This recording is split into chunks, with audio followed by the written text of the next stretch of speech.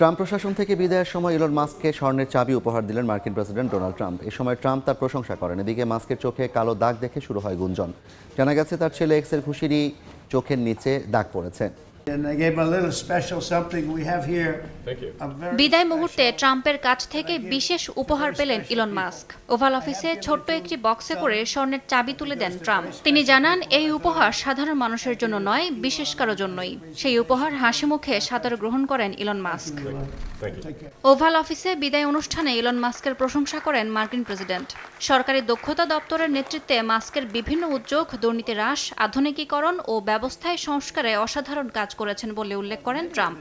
এ সময় ট্রাম্প আরও বলেন, যুক্তরাষ্ট্র সরকারের পক্ষ থেকে মাস্ককে স্বর্ণের চাবি দেওয়া হয়েছে কেননা তিনি এটা পাওয়ার যোগ্য।